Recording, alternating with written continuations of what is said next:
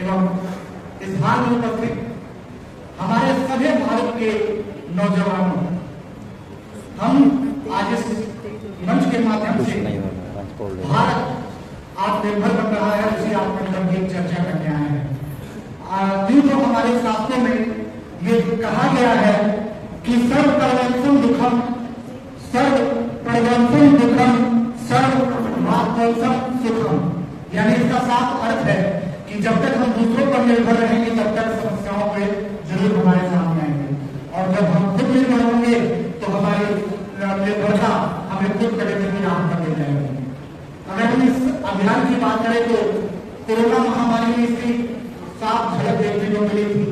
12 मई 2020 को देश के वर्तमान प्रधानमंत्री श्री नरेंद्र मोदी ने इस अभियान की शुरुआत की और पहले अभियान में तकरीबन 20 लाख करोड़ के पैकेज के साथ इस अभियान की तमाम मंत्रालयों को स्वीकृत किया गया। उसके बाद से ही भारत सरकार कौशल विकास योजना या फिर आयुष्मान योजना, ये तमाम जो योजनाएं हैं वो भारत को अग्रसर करने की तरफ ले जा रही हैं। भारत में इस समय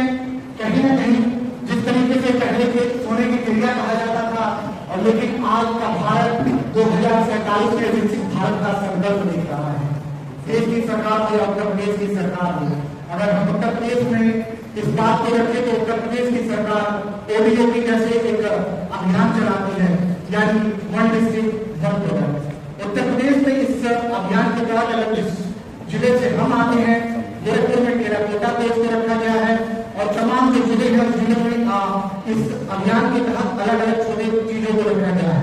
भारत सरकार इस अभियान से सबसे ज्यादा कौशल विकास योजना से अपने देश के युवाओं को,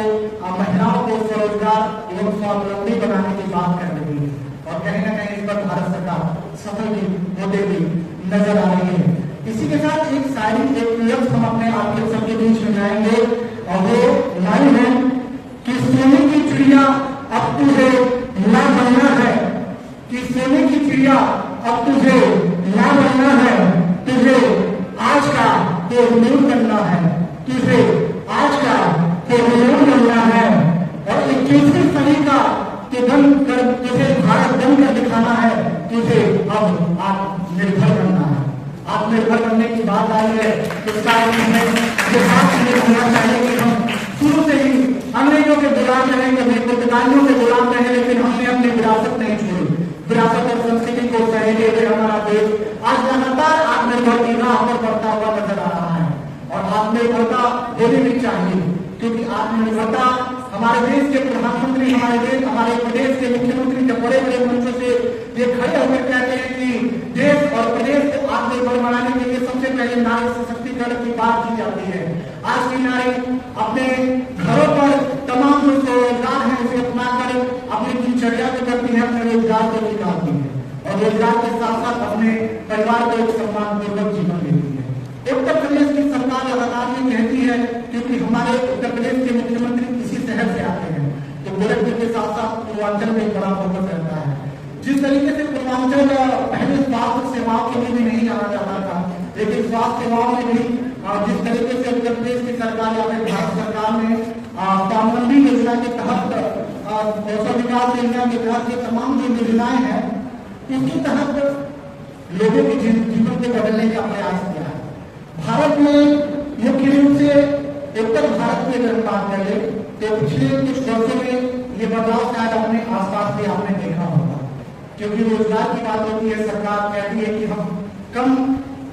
ब्याज पर आपको लोन दे रहे हैं, और लोन इसलिए किया जाता है कि लोन के साथ साथ आप स्वावलंबन बन सके, यानी खुद को रोजगार के लिए विकसित कर सके। क्योंकि हम आज देखते हैं कि डिजिटल का दौर है, डिजिटल के इस दौर में हम एक मोबाइल लेते हैं और सोशल मीडिया पर अपनी वीडियो अपलोड करते हैं, शायद वो भी एक रोजगार के दायरे में है। और भारत सरकार की एक योजना है कि डिजिटल क्रांति, डिजिटल युग, ये हमारा भारत का युग होगा, और भारत को शायद प्रधानमंत्री जो पहले भी प्रधानमंत्री रह चुके हैं, चाहे इंदिरा गांधी हो या मनमोहन सिंह हो या फिर तमाम लोग प्रधानमंत्री हो, जिन्होंने भारत को आत्मनिर्भर बनने की बात कही है, लेकिन उसको जमीन पर वर्तमान के प्रधानमंत्री श्री नरेंद्र मोदी ने 2020 से करने का पूरा प्रयास किया, और वो प्रयास एक अभियान की तरह देश में अब ये बढ़ता हुआ नजर आ रहा है। तो आत्मनिर्भर भारत में हम आप सभी देश के युवाओं से भी अपील करते हैं, अपने अपने स्तर से कहीं ना कहीं अपने प्रतिभाओं को उभारने की पूरी कोशिश कीजिए। आप सभी लोगों का बहुत बहुत धन्यवाद।